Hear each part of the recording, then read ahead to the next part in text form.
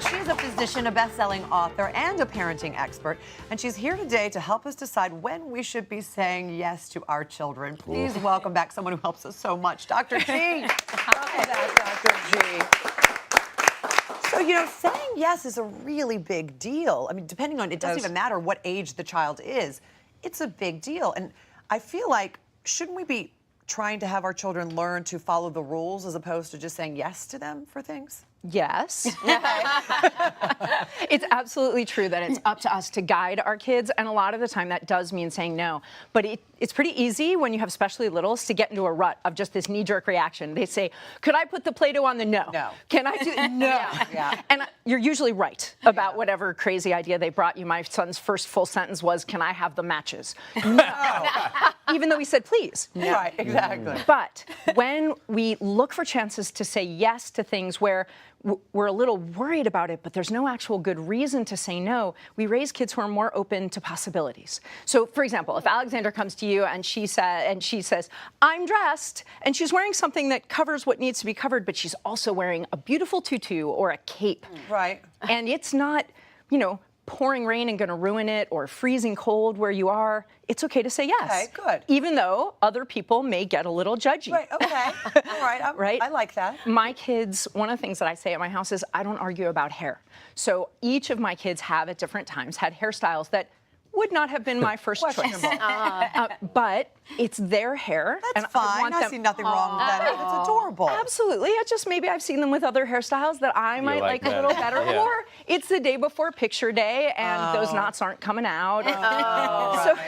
We have reasons, what we think are really good reasons. But when we can say yes, then we have this opportunity to say, I trust you to make some decisions for yourself. I want to give you some autonomy. Okay, I got a question though, because I have two boys, 10 and 7, and I have those. There you go. You can have mine. You can have two more. You know. No, but I'm curious because I don't want to be a helicopter parent per se. Great. But at what age do you start saying yes to riskier questions? Because I say no, I am Mr. No in our family. My wife says yes to everything. My kid, I say no to everything. But at what age should we start letting them do those riskier things and giving them that kind of empowerment?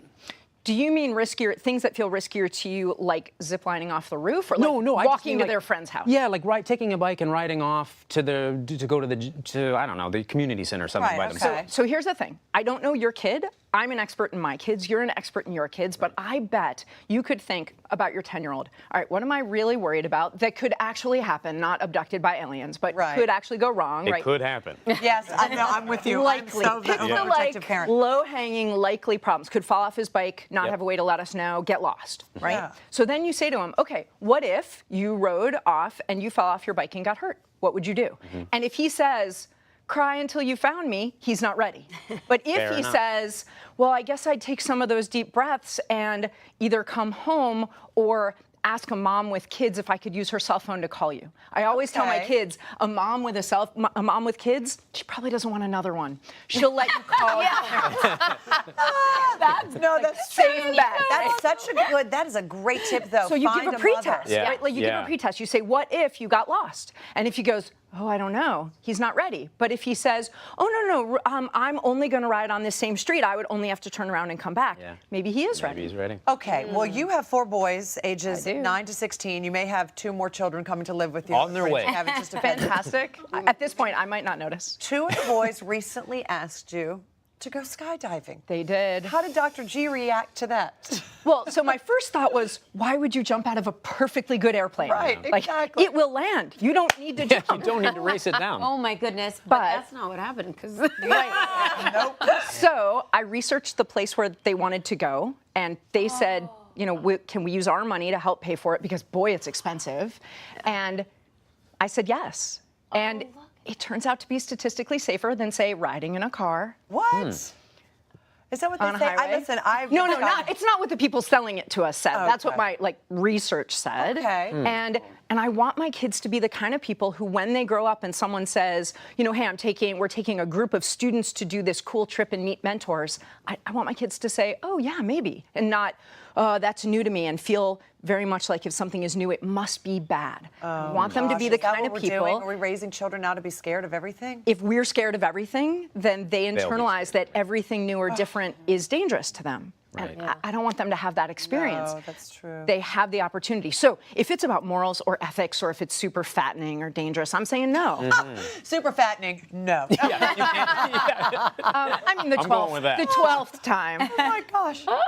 But really, if it's my knee-jerk, understandable fear to be afraid of my kids skydiving, but I do the research and it's not as dangerous as I thought, yeah. I think I'm compelled to look for chances to say yes. Okay. Cool. Well, you know, when you were young, I heard that your parents put you on a plane to Greece They by were trying to get yourself. rid of me. No, that's true. It's So- true. But it was such a different time. I mean, I I'm was sure. a little girl, and every Planes summer were we just went invented. So I'm sure that seems safer, right? to. Wow. Yeah. It was with the Wright brothers. As Right. a matter of fact. Thanks for asking. Orville really Thanks put your for parents at asking. ease. So it was but it was such a different time then, and people did send their children. My relatives were at the other end waiting for me when I got off the plane. I wore the little thing. The stewardesses were sitting there beside me, but that does not happen today. Debbie, I would it does. push back and say the only thing that was different was parents' expectations, because I just had my 13-year-old fly back from another country as an unaccompanied minor, and he was over-supervised by the flight attendant. really? And that's been my experience every single time. They're more worried, so they're Right. more careful. Right. So, but I don't know. I mean, feel like at 3, I'm being not a putting parent now, Alexandra I think on a I would think plane. of it differently. But I mean, I feel like times were simpler then. that's- But I will tell you, That's our perception. You know, when Alexandra asks for things to do, okay, I do say no a lot like you, and her dad always Yes. says yes. So then I look like the bad, like I'm starting to think this is my fault. Fun. You I'm guys- like, oh, but no, I absolutely. I let her get dressed for school. She wants to wear her wacky outfits. I let her put on her wacky outfits. There you go.